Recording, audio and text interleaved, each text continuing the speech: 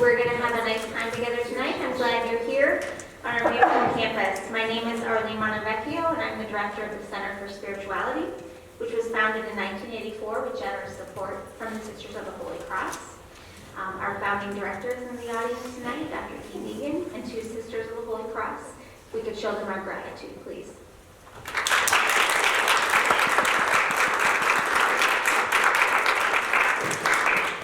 I want to give you a sneak preview. Next semester, our lecture series will focus on religion and literature. But tonight, I'm delighted to welcome Eileen Markey to help us commemorate nearly 35 years since the death of the 4 U.S. churchwomen in El Salvador, and to make sense of the signs of the times we face in today's world. Eileen Markey is an investigative journalist who specializes in urban policy, social movements, memory, and the role of religion in the public square. She believes in journalism as a public service and a free press as crucial for democracy. Markey's work has appeared in the New York Times, New York Magazine, The Village Voice, The Wall Street Journal, National Catholic Reporter, and The New Republic. She has worked as a reporter and editor for WNYC Radio and producer for WNYC's Brian Lehrer Show, and was contributing editor for Housing and Homelessness at City Limits. Markey is a graduate of Fordham University's Urban Studies program and Columbia University's Graduate School of Journalism. She has taught news writing and journalism at Hunter College, Long Island University, and is now a lecturer in the Department of Journalism and Media Studies at Lehman College in the Bronx. Markey's book, A Radical Faith, The Assassination of Sister Maura, was published to wide acclaim by Nation Books in 2016 and selected as a New York Times editor's pick. The book will be available for purchase and signed by Eileen after tonight's lecture. She also recently wrote an article in Commonweal magazine, which is also available tonight after the lecture, on the laity in the Catholic Church in Nicaragua. And she gave the keynote lecture this summer at St. Mary's for the Conference on the History of Women Religious. Please join me in welcoming Eileen Markey to deliver our Fall Endowed lecture. Thank you. Thank you very much.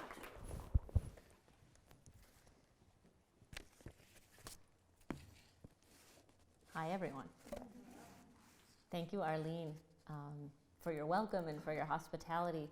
And thank you to the Sisters of the Holy Cross and St. Mary's for this great welcome. And thank you to the Center for Spirituality.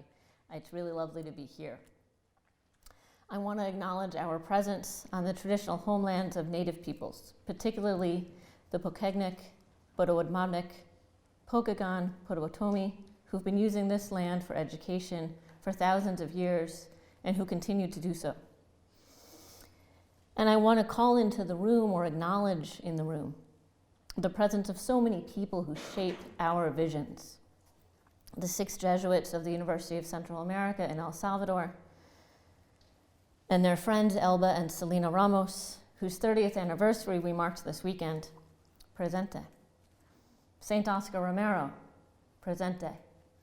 Ida Ford, Dorothy Kazel, Jean Donovan, and Maura Clarke, presente. We are never alone.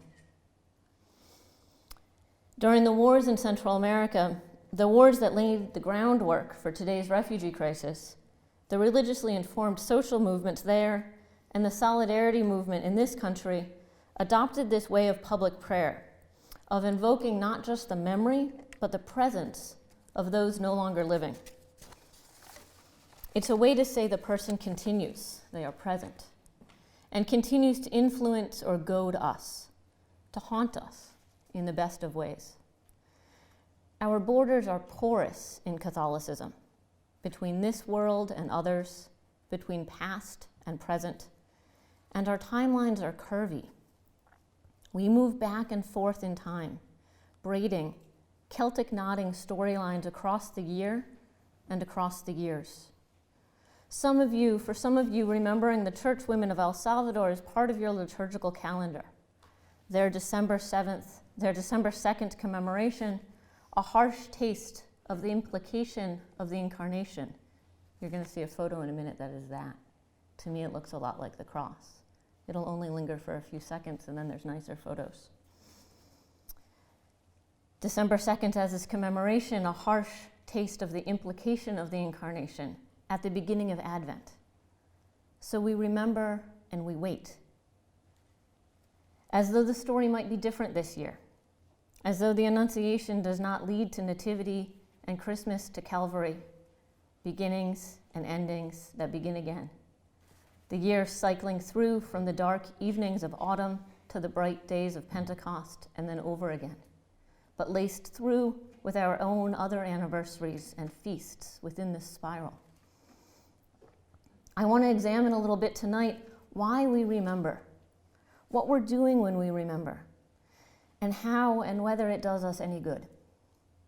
I want to suggest that in this time of political tyranny, brutality, sin, gross violations of decency, that is driving many of us into hopelessness and despair, or to checking out, to waiting till it's over, to wake me up in a year, that commemorating can invoke not the past, but the future, that it can gird us with hope, that most disruptive of virtues. People I interviewed in Central America as I was doing research for this book and trying to understand how a people's movement fed and informed by Catholicism rose in that particular moment that it did, these people told me that the hardest battle to overcome was fatalism. I think some of us feel that now. The subversive message of Maura and the Churchwomen and the movement of which they were a part was hope and connection. Tyranny needs cynical and isolated people. As I say, many of you might mark your December by Maura, Ita, Dorothy, and Jean, but others of you might not know them. So let me give you a little background. On December 2nd, 1980, 4 U.S. women, 3 of them Catholic nuns, were killed by the military government of El Salvador, a government trained, armed, and funded by the United States. They were not unique. They were just 4 of 75,000 Salvadorans who were butchered in similar ways because their demands for justice disrupted the oligarchy in that country. But because they were US citizens, because they were religious, because they were white, their deaths were a wake-up call for many in North America, who'd been hearing background noise about a US war in Latin America, a little bit maybe like you're hearing something about US bombs in Yemen. When the 4 women were killed, it forced US action in El Salvador onto the forefront, particularly of Catholic consciousness. What were they doing down there? What was the Salvadoran government doing down there? Which side were we on? Let me read a little bit from the beginning of the book.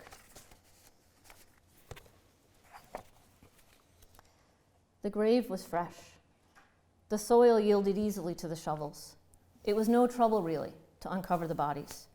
They were piled one on top of another, buried quickly the day before by orders from the local military commander. In minutes, they were hoisted from the narrow ground and laid beside each other in the cow pasture. Their clothes were askew and their faces dirty, their hair matted with blood. 2 of the women appeared to have been raped. The tiguelote tree, its limbs reaching over the place where they lay, cast a little shade. The women had been missing a long day and a half. Now they were found. An onlooker stumbled to the ground, fell on her knees. A veteran nun who'd been working in El Salvador for 4 years, Maddie Dorsey had seen dozens of bodies like these, bloodied, discarded, floating in a lake or tossed helter-skelter on the roadside. They were often left in places where people could easily discover them. Their bodies became a message of fear and warning for all who saw them. See what happened to her? This is what troublemakers get. The killings weren't random. They were carried out by the country's army, by the National Guard, by the National Police, by squads of citizens organized and trained by those military entities. But we can go. And by groups of off-duty military men operating in clandestine brigades named for Maximiliano Hernandez Martinez, the right-wing dictator of their father's generation. The people killed were members of farm worker unions and cooperatives, students, nurses and doctors who gave trainings to poor people, teachers, people involved with parish youth groups, people who went to lectures at the university, catechism instructors, Bible study group members. Indeed, anyone who questioned the economic and political system in El Salvador. I wrote a deeply researched biography about Maura, and so I know her best. And when I speak of specific events and ideas, I'm speaking about Maura Clarke. But the four women were partners, and they were all equally worthy of study. There are books about each of the other women, Ida Ford, Dorothy Kazel, and Jean Donovan, that I urge you to look at, and they're probably in your library. But what I want people to understand, particularly people in the US, is that these killings were not unique. They were like everyone else. And in fact, it might be helpful to think in some ways of the manner of their deaths as an achievement. They, white, educated, US, died like the people they served. You all do service in South Bend, or you go on service trips at your school breaks. And hopefully you chafe under the distinctions, the I and you, the do-gooder and the recipient, the I'll go back to campus and you'll still be poor. Hopefully it makes you nauseous and gives you vertigo. The women who were killed had that too. Maura had 20 years to work on those borders, to leap those walls, to go from missionary to ally to accomplice. In the end, she met the same fate as all who resisted that particular regime, as all who were saying this accumulation of wealth by the few against the many is a sin. Bad as it is here, and it is bad here. That's rarely the fate in the US. More common is the feeling that you can't go home again, that the world has shifted under your feet. In Spanish, the word is terremoto, earthquake. Let's pray for a terremoto for all of you. The last time I spoke here, there was a tornado, so I want to see what I got. But I digress. How did a sweet girl like this one and her nice nun friends end up executed as subversives? And what does it matter for us? And what good is it for us in 2019? What are we supposed to do with this story? In the years since their death, the Churchwomen have been commemorated thousands of times. They were a staple of confirmation classes and high school and college retreats in the 1980s and 1990s. They were prayed for and to at candlelight vigils on college campuses and in public demonstrations and in days of reflection, and they still are. I get all these invitations around December 2nd. But as their story was retold, it was tamed. Their close integration with the political movements for liberation in Nicaragua and El Salvador and Chile were edited out. The 6 years that Maura spent as a community organizer, or community organizing in the heart of a radical movement, the keen and deliberate hope for a total remaking of the social, political, and economic order became, she worked with the poor. As we commemorated them, we made them safe, virgin martyrs suitable for confirmation class, ready to help bolster an appetite for sacrifice, which is a good thing. We need to have an appetite for sacrifice. But as time widened between their life and the memory of their death, we washed them of danger or disruption. We might be connected, inspired, goaded, or bothered by them, and we carry them with us. Sometimes I think we linger on the horror of it, like those first two pictures, which are famous photographs from the photojournalist Susan Massalas, which are familiar probably to the older people in the room. Sometimes I think we linger on the horror of the physicality of their death, which is important, and it's theologically important, the physicality of their death. But sometimes I think it's like a necrophilia, that we linger in that. That we murmur them like prayers on rosary beads or like stations of the cross. There's a certain dark comfort in it. But I want to put them back in their particulars. Because drawing the right lessons from their legacy, applying it right, in order to do that, we need to know the facts. I'm actually a journalist, not a theologian. We journalists, we deal in the specific and the particular. So let me examine what she was doing. I said we have soft borders in Catholicism, and we invoke saints and our own more humble dead to be with us.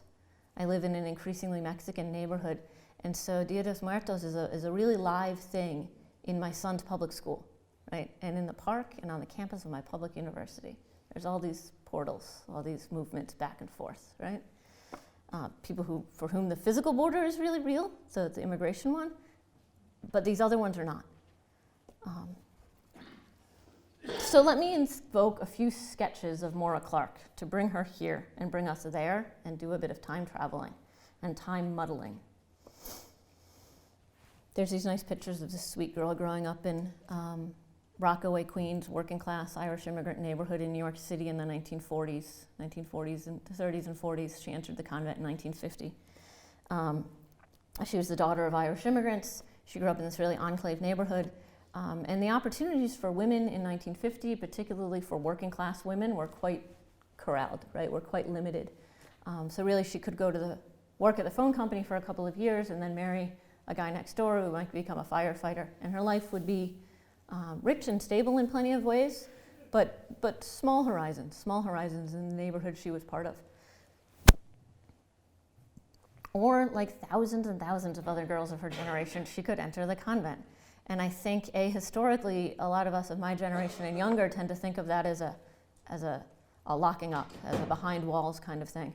But for Maura's generation, and particularly to join the religious order that she joined, that was doing something that was much more like the Peace Corps. That was doing something brave and big and beyond and breaking borders and breaking gendered expectations and meaning that you would belong to the whole wide world. And you would do these adventurous and kind of glamorous things around the world. Not movie star glamorous, but riding down a raft to administer, malaria vaccines, glamorous, right? Learn foreign languages, be with other people, be part of something in some other part of your, in the Catholicism she was raised with, she learned that your brothers and sisters are all over the world, and she took that seriously. So she joined the Maryknoll Order, which meant big and different and exciting, and Maryknoll sisters were, they could fix jeeps, and they could administer inoculations, and they could start schools in bamboo huts, and they could go ride down rafts, and right? They were adventurous, can-do, roll-up-your-sleeves kind of girls.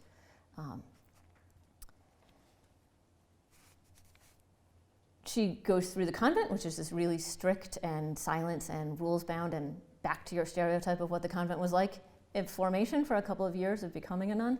And then she works in the Bronx for a little while, and then she finally gets her assignment to go work in Nicaragua, and she works in a gold mining town on a remote eastern coast of Nicaragua, up in the mountains. You could only get there by like a 3-day mule ride up the mountains from the nearest city, or by plane. And the planes, tellingly, were decommissioned World War II U.S. cargo planes that we had given to our great friend, the dictator of Nicaragua. And he had a financial interest, emollient clause. He had a financial interest in every business that operated in the country, including the airline, right? The airline served the mining company. It was a company town. It was a company town that really existed for the purposes of enriching this Canadian oil, this Canadian gold mining company. You can actually do a kind of family tree down to Rio Tinto and some of the other extractive oil, gold and silver and other companies today. From what this company was back then, a couple corporate name changes ago. But so this place was an incredibly poor, isolated little village where people were all not from there. It was a boomtown kind of place, right? They'd come to work in the mine, and there was a Franciscan mission that ran the church, and they brought in the sisters to run the school, and it all was kind of neat and tidy, and there was a commissary. And so you bought your food with the advance on your meager paycheck, and you paid your rent to the company man, right? It's like a Woody Guthrie song. And the sisters were there running a school and doing good work and teaching the kids how to read. But these are all FDR Democrat working class girls whose fathers were union members from Chicago and New York, and they knew there was something desperately wrong about this situation, right? But it wasn't their job. Their job was to run the school and teach the people how to be good Catholics.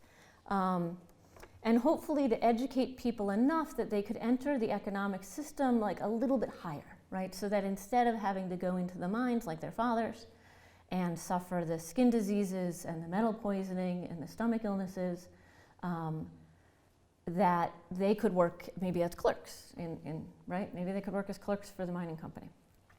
But something started to change in the years that Maura was there, where the sisters, informed by the teachings of Vatican II and really informed by the mandates of the Vatican to study their roots and to figure out how they could reach more people.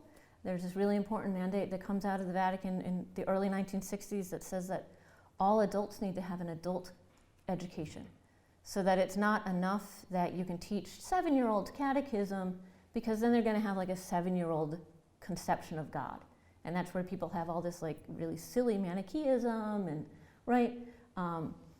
But that people needed to have an adult faith. And well, the people in Siuna hadn't had the benefit of a college education and theology class.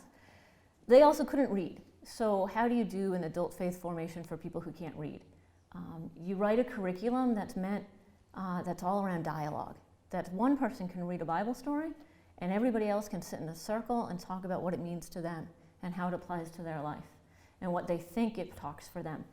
So there's this curriculum called Familia de Deus. It's to teach the 7 sacraments, like some of you might have done in 2nd grade, but it's meant for peasant Nicaraguans. It was actually written for migrant workers in Chicago.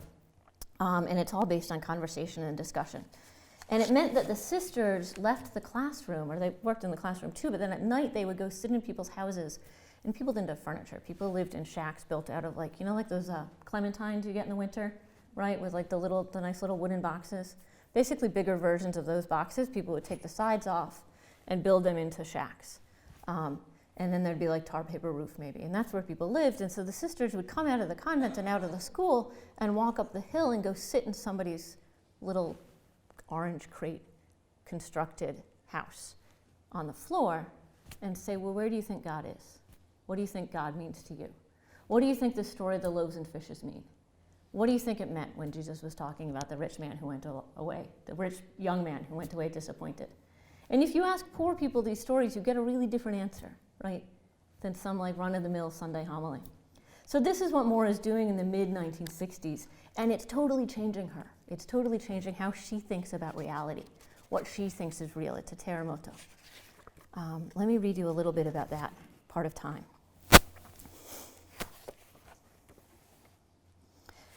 The conception of the church as the family of God meant that people had a responsibility to care for their neighbors. It also meant that they had rights. They were God's beloved family. It began with that question, okay, we're God's children, right? Okay, so what does a good parent want for their children? And you would act like they were asking parents, and the people were parents. Well, what do you want for your kids? Yes, well, that's what God wants for you. He does not, in fact, want you to suffer for the rest of your life, right? They were God's beloved family. God wanted good things for them, not suffering. Maura found the ferment, the connections between formerly suspicious neighbors, inspiring.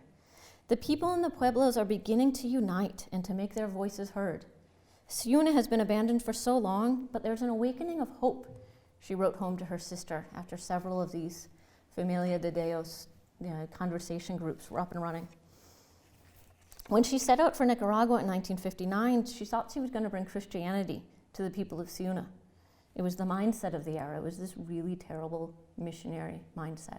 These people had been Catholic from the time they were forced into Catholicism at the point of a sword, right? So they were Catholic. They weren't Catholic like a working class Irish New Yorker, but they had their Catholicism. What she learned in living there was that God was already there. What the sisters had to do, she realized, was listen to the people they were serving, to understand how the world worked from their perspective at the bottom. The shift meant casting off the role of savior or authority with all the answers. Instead of working for the poor people, Maura would work with poor people. It was, in effect, an act of changing sides. As she embraced this new role, Maura saw more and more keenly the injustices the people were subject to, the effects of low wages at the mine, the lung illnesses and metal poisoning, the arrests for failing to kowtow to the National Guard, the alcoholism and family violence that sprang from hopelessness. If this was the body of Christ, it was being tortured. And that phrase, the body of Christ, which you say in Mass, and she's a nun, she goes to Mass every morning, she's studied this. This is what her life is devoted to. She teaches CCD. She was always a second grade teacher when she was in schools, so she taught First Communion. The meaning of that phrase, the body of Christ, was taking new shape for Maura. She believed and had always taught in these First Communion classes that through the crucifixion, Christ made himself a sacrifice. He was like the lamb on the altar in the Hebrew Testament, a sacrifice. The people gather together at Mass. The bread is transformed into Christ's body. By the middle of the 1960s, drawing on the letters of St. Paul, Maura understood the body of Christ to describe the people gathered in the pews as much as the wafer in the tabernacle at Mass. A couple pages before, I told this story about one of the children that Maura knew, one of the families that Maura knew, who were, even in this poor place, they were particularly poor. The father had had an industrial accident at the mine, and so he lost an arm. And so now he was trying to farm. And he farmed on little tiny slivers borrowed from other people. He didn't have enough to buy land, so he borrowed, rented like a little bit for yucca here, a little bit for corn here, a little bit for beans over here. And the land was terrible, right? It was metallic because it was full of gold. So it was not a great place to be a farmer. For Maura, this meant that the Araliga family, the children of a one-armed farmer barely scraping by on land filled with gold, were part of the body of God. These are the particulars. Yeah, she worked with the poor. So let's call into mind, I've said that we have these soft borders in Catholicism and we invoke saints. Let me invoke a few sketches from Maura so that we can see her through time and draw something from it. Let's think of her now in Ciuna, 5'7", coltish even, Colt, like a horse, coltish, even in her early 30s, in the back of the dark, humidity-damp church in this mining town. She's lean and inclining her head close to the faces of the far shorter Nicaraguan girls she worked with in the Marianistas, the Legion of Mary. It was the teen girls club where the girls did acts of care for people poorer than them, but in so doing learned that they had agency and power. Maura took these girls seriously, reflecting her attention that they had value and purpose, that they were beloved. As she listened, as she grew closer to people, as she chipped away at that wall between Gringa and Nicaraguan, she was leaning out of herself and into suffering. Over time, it freed her. Let me think of another invocation, another scene. The sisters doing this adult faith formation, sitting around in circles on people's dirt floors, asking people where they thought God was, asking women where they thought God was, freaked out the bishop. And the bishop said, I brought you here to run a school. Get back in your convent. Get back inside your walls. Run your school. We brought you here to be examples of sanctity and purity. What are you doing sitting around on people's floors? And so the sisters, by now it's 1969, the sisters said, we're going to roll up. We're out. They relocated to a squatters community outside Managua, a place of displaced people who'd been disrupted by a terremoto and were now living in absolutely wretched, kind of fetid swamp area outside of Managua. And from there, she ends up in another place called Open Tres, Operation Permanent Emergency Nacional, number 3. I love the permanent emergency because it's so honest, right? It's so honest. There weren't many honest things that most of the government did, but maybe it was honest to say this is always going to be a national emergency. You guys are never going to get stable. But so the sisters set up shop there after a few years.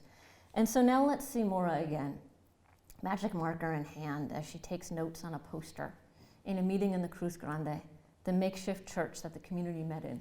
It was called the Cruz Grande because the big cross had toppled off the old parish in the downtown part of town, and when more people moved out to this outskirts of town, permanent emergency operation place, they brought the cross from the old church with them.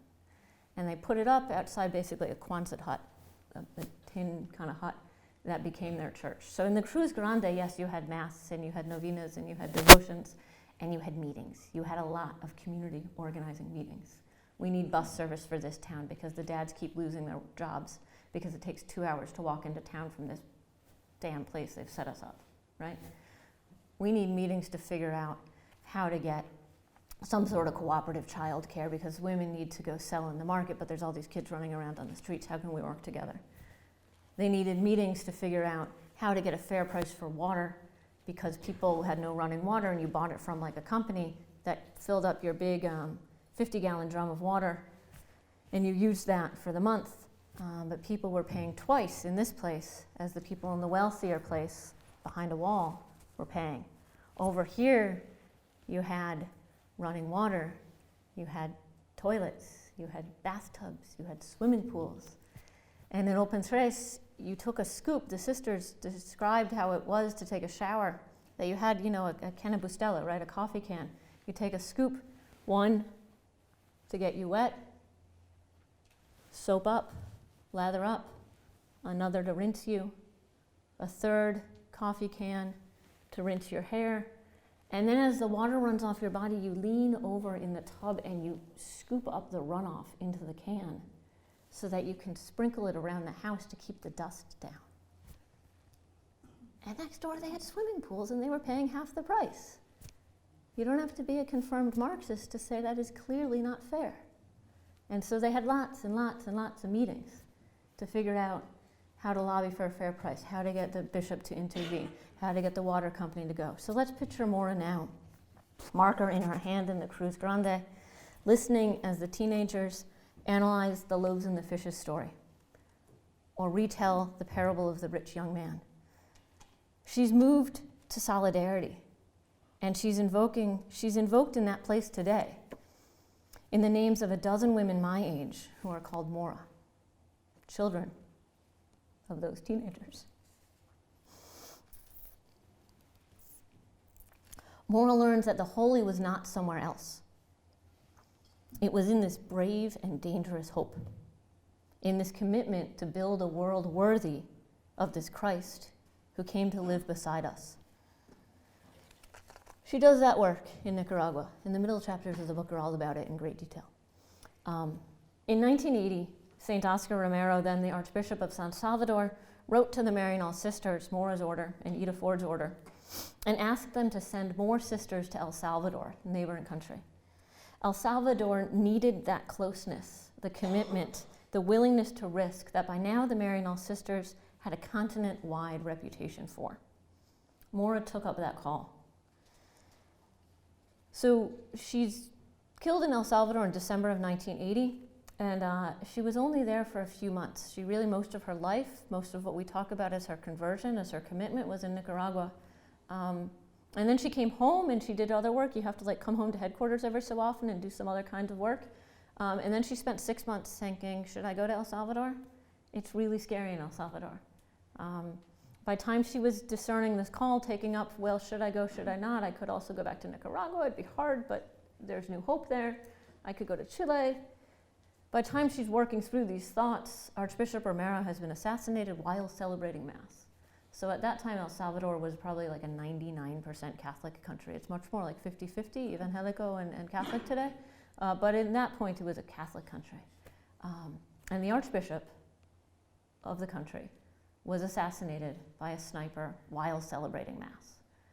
So to be a nun invited to go there to do solidarity work with people involved in the social movement, pushing for economic and social and political change, would be very scary because they just killed an archbishop, right? And so she thinks about that for a long time and not easily. And her parents don't want her to go, and she wants to make sure she's going not because she has a death wish, but because she made a commitment as a young woman to love and serve God. And that meant a certain thing to her when she was 20, and it meant a certain thing to her when she was 30. And at this point, at almost 50, her commitment to God has not changed, but where God is has changed. God used to be very conveniently in the building, very conveniently in the church, or maybe conveniently in the Catholic school curriculum. And now she knows that Jesus is there getting his teeth kicked in, that Jesus is with the campesinos in the meeting, that Jesus is maybe holding a marker in that dialogue Mass where the teenagers are figuring out what they need to do next for water and if they need to join the political movement and maybe if they need to join the armed movement. And that's where God is. And she said that she would go close to God, and she sees God suffering all the time.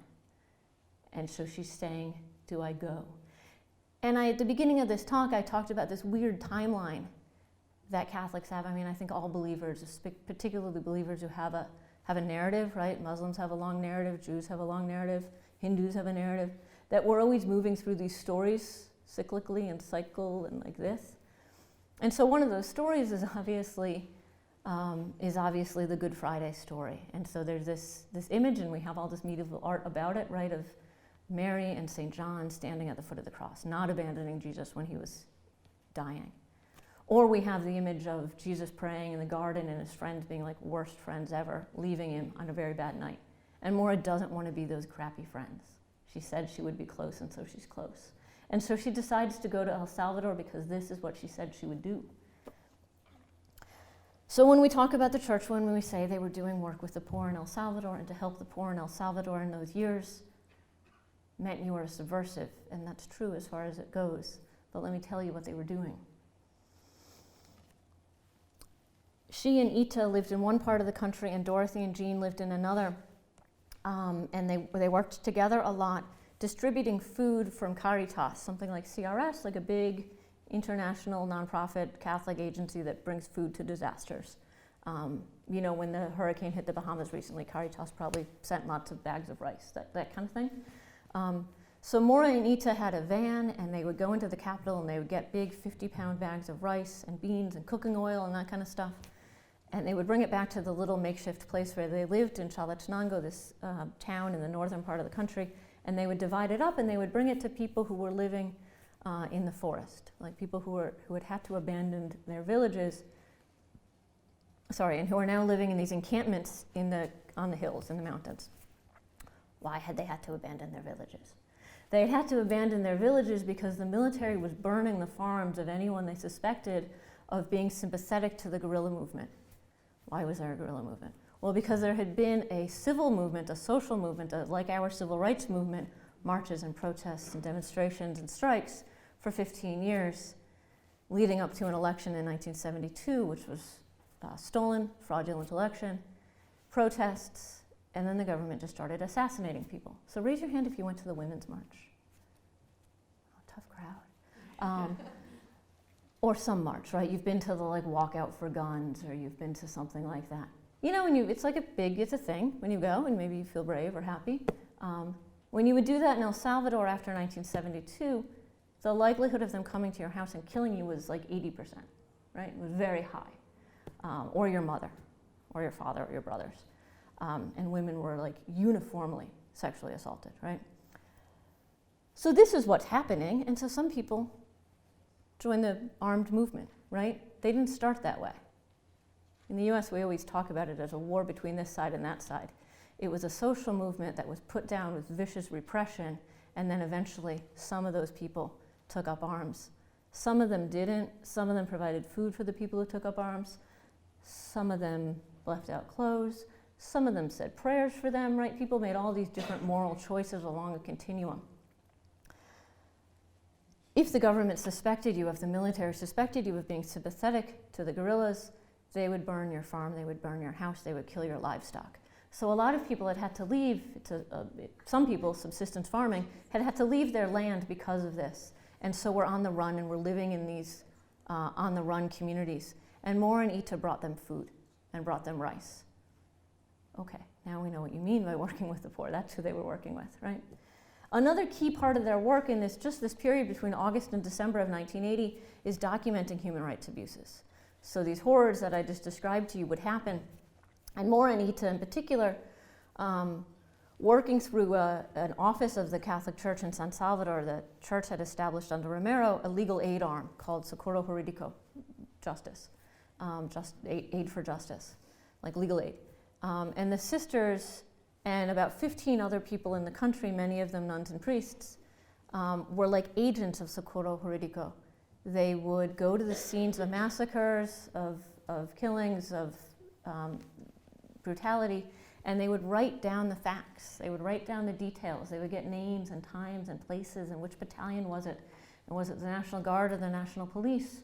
and who was the person, and were they a member of this union or that union, or were they a member of the students, right? Like particulars. So not just that you would say a bad thing happened in the village, but this thing happened at this time to that person, who, what, where, when, right?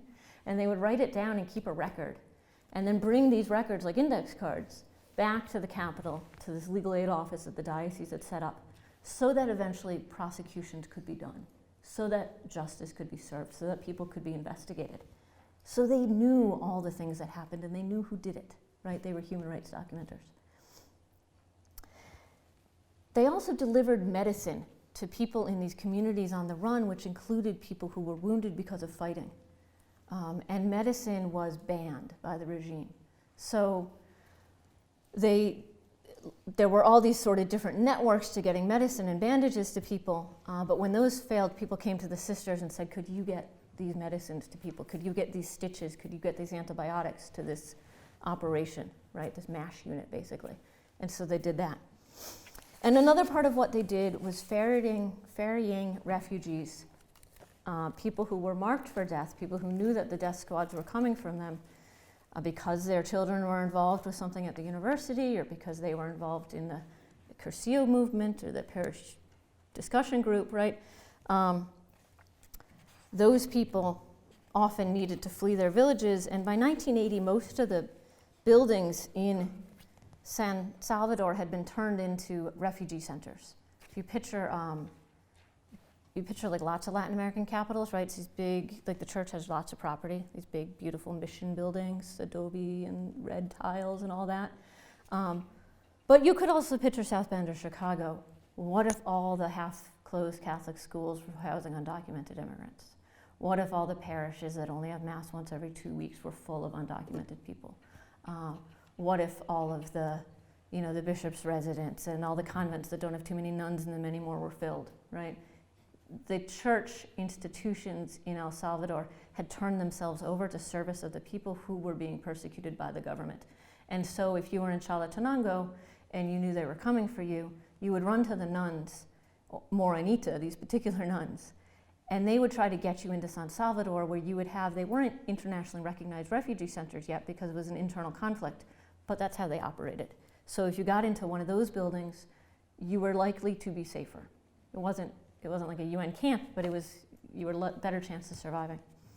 So let me tell you a little bit about one of these rescues. I met a couple of people when I was in El Salvador who say, I'm alive today because when the death squad came for me, Maura and Ita took me and they saved me. So there's this girl whose family had been on the run for 3 months because her brother was involved in some stuff at the university, and they're mosquito bitten and malarial and skeletal and kind of stagger into the village where Maura and Ita work, one of the outlying villages where they spend some time. And someone says, go to, the nuns will help you, right? And so they take them for a day, they get them some new clothes, they get them some food, and then they say, all right, we're going into San Salvador. They'd been doing these drives back and forth a lot, a couple times a week in a Jeep with people hiding in the back of the Jeep. And so when this family comes to them, they say, all right, get in the back of the Jeep, we're going to cover you up with a tarp. Be very, very quiet. It's a long road from up here to down here. It's like a 4-hour drive maybe. One big long road under the volcanoes.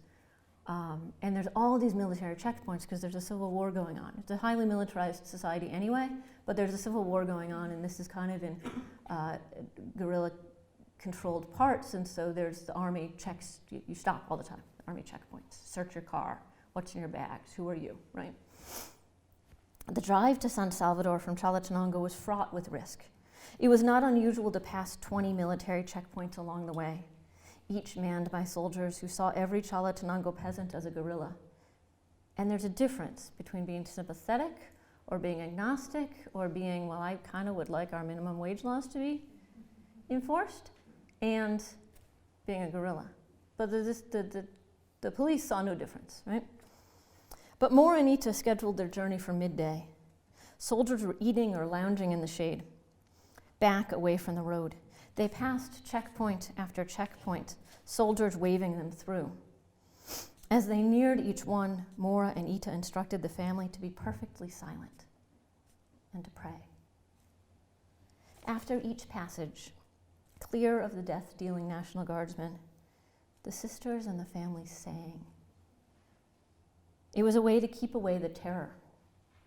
They sang a popular church standard, Vienen con alegre, Señor. It's often sung with mariachi trombones and a jaunty guitar, but here it was the voices of Maura, Ita, Norella, and her terrified family. The melody emanating from the vehicle as it progressed down the road under the watchful eyes of El Salvador's silent volcanoes. They come joyfully, Lord, singing. They come, Lord. Those who walk for life, sowing seeds of peace and love. They come with joy, Lord, singing.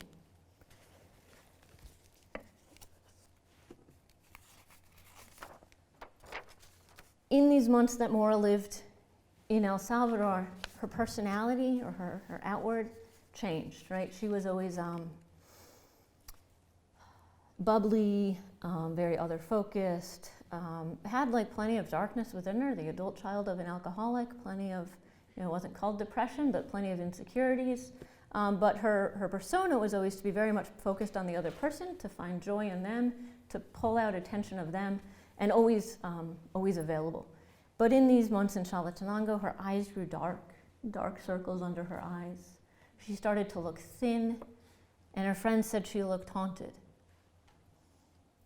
A friend talks about her walking past the house of a death squad leader once, these two nuns, one is a nurse and then Maura, and they'd gone to some training, like emergency first aid stuff, and then they had to walk back past the house where a death squad leader lives. And this friend, Betty Campbell, says that Maura's knees were buckling so much it was really difficult for her to control her legs, right, to walk. Their convent was between the church and the military installation where suspected subversives were held, so they were surveilled at all times. They knew this. One of Maura's friends talks about seeing Maura in those last weeks walking by herself, slowly, deep in prayer it seemed, trying to do something with God, with herself. She'd made a vow to love and serve God when she was this young woman kneeling in a chapel in the convent in Ossining, New York. Now she was completing that commitment, loving and serving God as she found God, suffering, beaten, disappeared, tortured, imprisoned. And for us, can we actually see God? See our way to God in this broken and frightened reality? In Trump and in the state kidnapping of children, of legalized poisoning of the water systems, the militarization of our police against protest, the assault of homelessness from medical bills, the sin of white supremacy that's acted out all around us. She's getting very political. Yes, the churchwomen were political. The gospel is political. The truth is political. Maybe you're used to seeing God in the suffering stranger. Maybe you've been trained well enough on Mother Teresa and Dorothy Day and decent Catholic education, so many church fathers from the beginning to now, that yes, of course I see, when did I see you hungry? When did I see you thirsty? Right, we got that.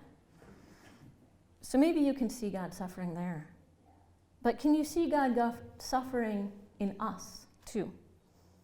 And comfort her there, in our darkness, and in our resignation and confusion. Perhaps this is where we need to invoke, to call for the memory of these women. We're tentative, but we should be brave.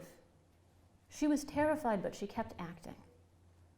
It wasn't that she was so brave she didn't fear. It wasn't that she was some sort of fanatic who didn't care that she would die. She really would prefer to be an old lady now, right? It wasn't that she was in some sort of altered spiritual state and it was all going to be fine. No, she really did not want to die, and particularly not that way. But she kept acting, even through her fear. We're tentative, but we should be brave.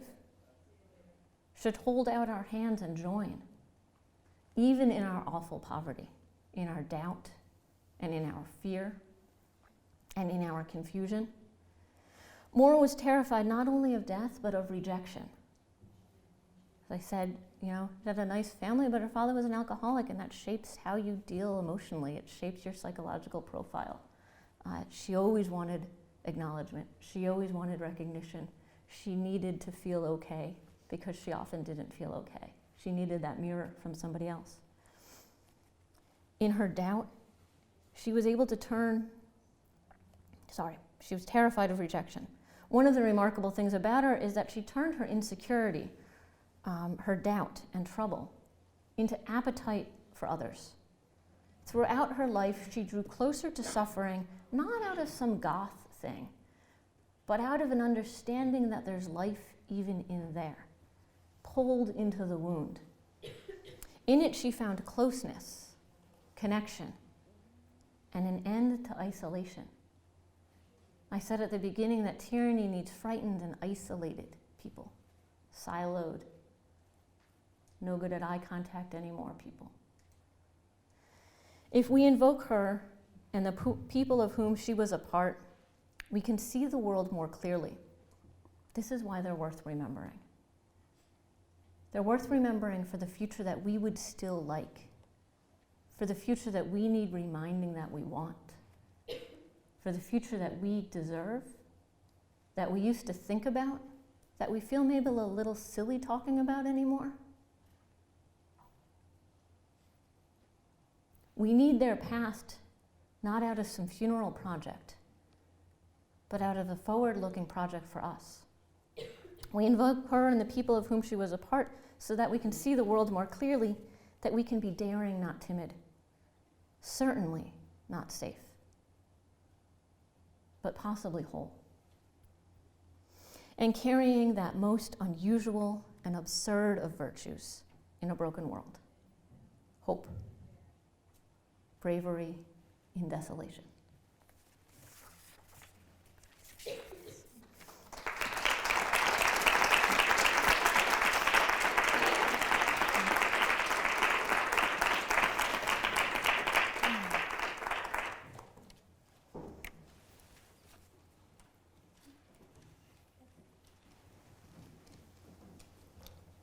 So usually people want to be quiet for a minute. And then it would be fabulous to ask some questions and talk. And I was just speaking with Eileen on the way here about how academics have this annoying habit of going to conferences and being like, I have a question, but it's really more of a statement. But you can do that. You're college students. You can make a statement. So, yeah.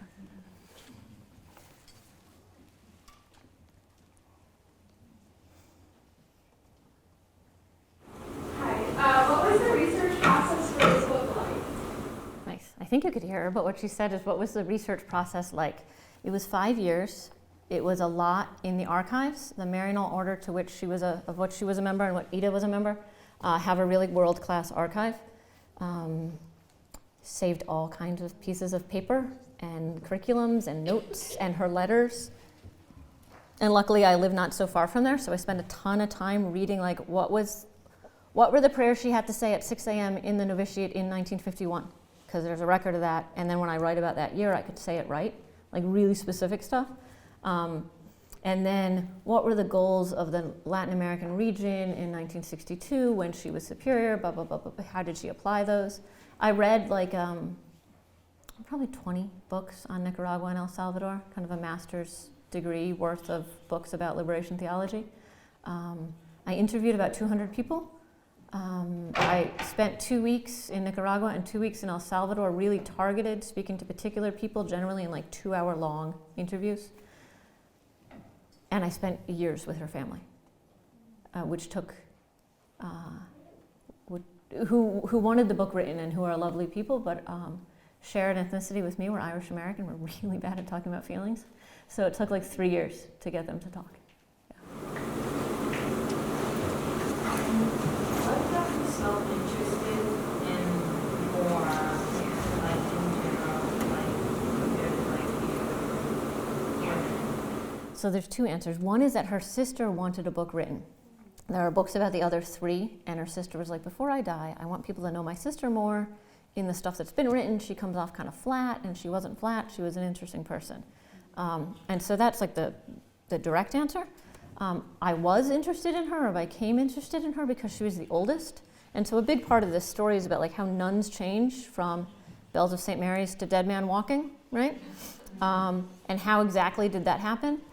And because she was 50, almost 50 years old when she died, she'd spent 20 years really in the old order and 20 years in the new order, or 15 and 15.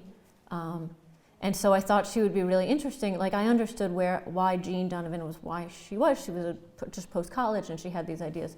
But Maura had grown up in this really different kind of Catholicism and even had her formation in the convent in a certain way.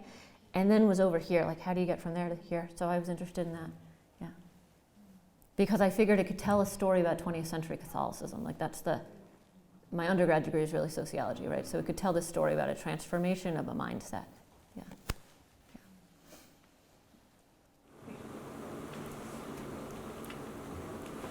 It may be of interest to students at St. Mary's that in 1996 we had a pilgrimage to El Salvador, which so the students were invited to, and we visited the grave of Maura. She's still buried there, right? She is. She in Ita. Near Chaltenango. Exactly. Yes. And we were there at a time when there was still some fighting going on, and we visited you mentioned Betty Campbell? Yeah. Yes, Betty's friend, Peter? Yes. You know him? Yes. Yes. He led this pilgrimage for us, and it was an extremely touching place. We visited where they were murdered and raped, and tried to ask some of the questions that our speaker was talking about tonight. But so St. Mary's goes back in history with El Salvador. Thanks. Thank you. Thank you. Definitely.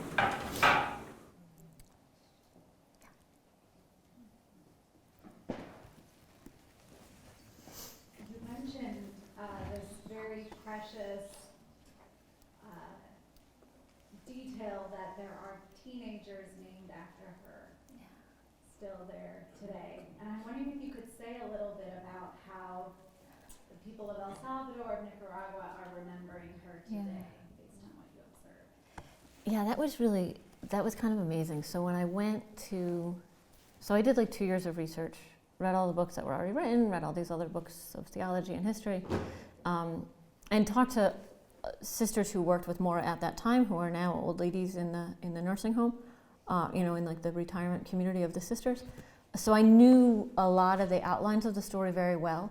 And I was going to Nicaragua with like I'm going to go to Ciuna and I want to find these people. I'm going to go to the town that became what that squatters community was, and hopefully I can find these characters.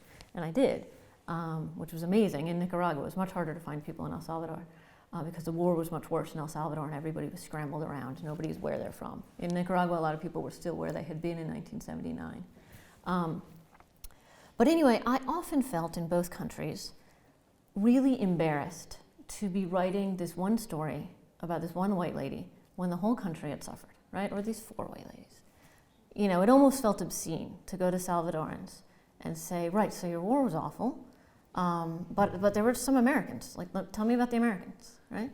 One of the people I interviewed in El Salvador had lost 23 members of her family. And she's in the book as a teenager.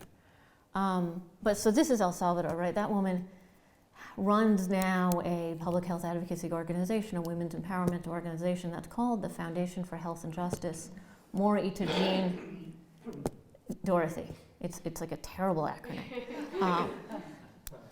And I said, well, my God, like why? Really? Like these 4 foreigners? And so what a lot of Salvadorans said is they didn't have to stay. They stayed with us. A really lovely phrase that one of the Salvadorans, who was a young seminarian when they were there, he's now a priest in his 50s, he said they became Salvadoran. They incarnated themselves in the Salvadoran people. Their blood is our blood. Very, very Eucharistic. In Nicaragua, where Maura lived for a long time and had a lot of friends and had long, complex relationships, right? And not only bad, like not only scary, like there was normal life during her time in Nicaragua just because it was so long. And it's like in that squatters camp, there's a school named for her. the Maura Clarke Institute for Integral Development. It's like the good K-12 where you do art and dance as well as school. In Siuna, the government school has been renamed the Maura Clarke School. A lot of the teenage activists, many of whom became militants, are back, right, are now men in their 50s and 60s, and it's their daughters who are named Maura. There's a young woman who shows up in the book who was a young activist in Nicaragua who was imprisoned and raped and made pregnant, and that baby was named Maura. Yeah, so people in Nicaragua, it's not just the naming, right? It's the invoking and murals and in Nicaragua and in certain parts of El Salvador, but in a lot of the neighborhoods in Nicaragua that I was visiting, you go in somebody's little house and it reminded me a lot of like my grandparent generation relatives I would visit in Ireland, like 2-room house, stone, cook stove, really ratty sofa, and that's like where your whole life lives, and then a table with like the oilcloth tablecloth on it, right, or the plastic lace tablecloth. And in those houses, there's a picture of the Sacred Heart, and a picture of Romero, and a picture of Maura. Yeah. In the Nicaraguan houses where they knew her, but she's one of the saints on the wall. Yeah.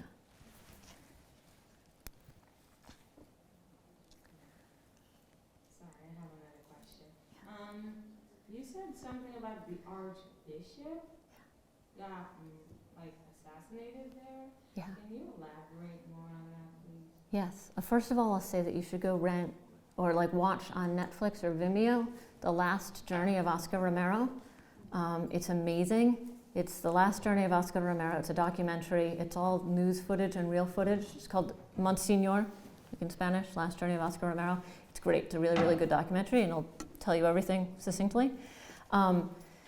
He was the archbishop of the country, and this war the social movement had been happening for a long time. The war is beginning in 1980, and he had gone from a kind of like a company man, like that's kind of how you get to be a bishop, to a really outspoken on behalf of poor people. And the poor people in this country were organizing themselves for a new society. They weren't laying around being poor. They were actively and in great detail and vigor organizing the way you think of BLM organizing, right? The way you think of SNCC organizing, the way you think of the Women's March, like meetings and plans and agendas and marches. They were organizing for all kinds of economic reform. And they were getting killed by the military. And the pastor, the archbishop, would say during his homilies, this is wrong. And he actually turned his Sunday homily, which was broadcast on the radio, into like a news report where he would say, okay, here's our gospel, this is what it means. Today, I got reports from Chalatenango where these many people were killed. I got reports from this place where this is wrong, and this is a sin, and you shouldn't be harming your people. He had set up this legal aid office that the sisters then were doing human rights documenting for. And the thing that I think not that it makes sense, not that anybody's murder makes sense or any kind of war or violence makes sense, but the oligarchy in El Salvador, the wealthy in El Salvador, were so enraged by the Catholic Church's social activism because the church had always been on their side, right? Like Columbus gets off the boat with priests. And so for 500 years, you've got a tiny landed elite that runs things, a really expansive military that keeps everybody in check, and a church that says, pray and you'll get your reward in heaven. And the church had always done its work. Yes, it believed these things, and it celebrated our beautiful sacraments, and it prayed the saints, and it did good feeding poor kind of work, but it also absolutely served a social function of keeping people in line for the oppressive system.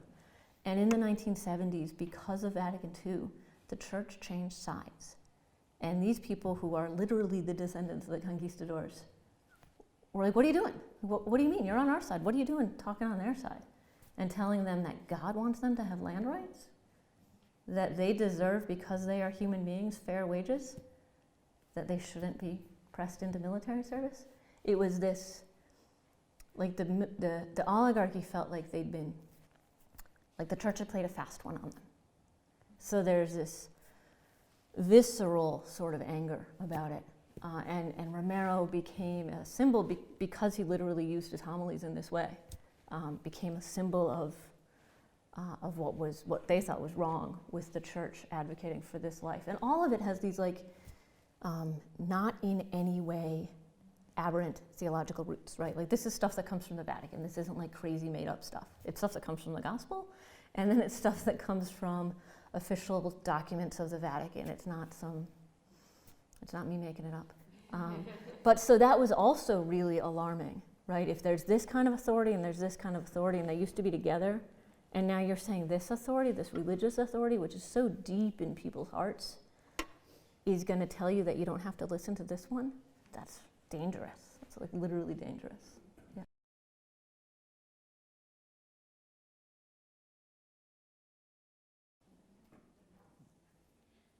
When you first opened, you asked a great question. Well, two. You said, why do we remember, and what do we do when we remember? And I wondered at this point how you answer those questions. I think about these in like a couple of different ways. So the book came out on October 8th, 2016. It came out on Election Day. And so I've been giving talks, I teach, I have a job, but I give talks at a lot of colleges and parishes and stuff like that. And so it's always been in this context. And in the last couple of years, I think I used to give more talks about like, here's who she was and here's how she transformed and blah, blah, blah. In the last couple of years, I'm more interested in memory and public memory, probably because I'm getting older, and because of a couple other things I'm studying. And I think maybe also as I've given talks, I realized that there's this whole community, I always knew, right? There's all these people who do remember them, and there's all these ways in which they're used, but that so often they are depoliticized. And I've spent a lot of time thinking about that. Even when I was reporting the book and coming to some conclusions, a person I really like and respect was like, well, are you going to put that in the book? That'll make them look bad. And I'm like, well, I'm a journalist. Like, I don't care if it makes it look good or bad. If it's true, that's what I write. Like, I'm not a polemicist, right? I'm here to tell the truth. I don't think working for justice can make you look bad, but anyway, like, I'm not going to pull in the story because it's complicated. But there was all this like chivalry involved in that, and it has to do with them being female, it has to do with them being nuns, it has to do with some of them being raped, and it's this like, we will make them pure again by not letting them be political, and it's twisted, right? And I think it does a disservice. So I think more about what good does commemorating do, because sometimes I'm frustrated by people's uses of the memory and attempts to depoliticize it, and lots of people die, right? So of course you're going to remember your grandparents and your tios, but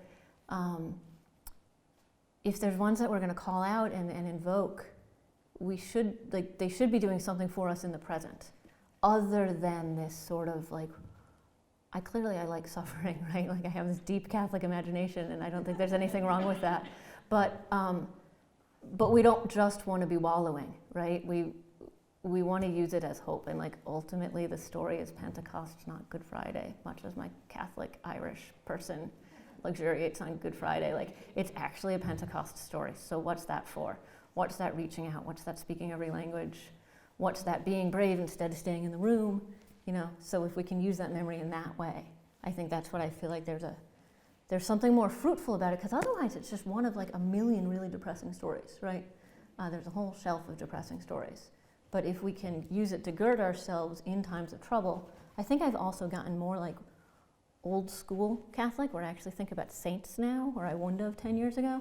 And so that idea of presence and movement and invoking and candles, I have more appreciation for that idea that they're with you now. And so if she was here now, yeah. Final little note, yeah. One of the students from the pilgrimage became a missionary to Central America. Oh, that's fun. Spent some years there. Yeah, with Mariel maybe, or somebody. She became an independent person. Yeah. She had Mariel influence. Yeah. And certainly influenced by the four women. Yeah. I mean, these stories, right, like, and they're close to you, you want to tell them. So many people have these kinds of stories, and that's why it's a Pentecost thing. Like, that's why I invoked that there's good news, right?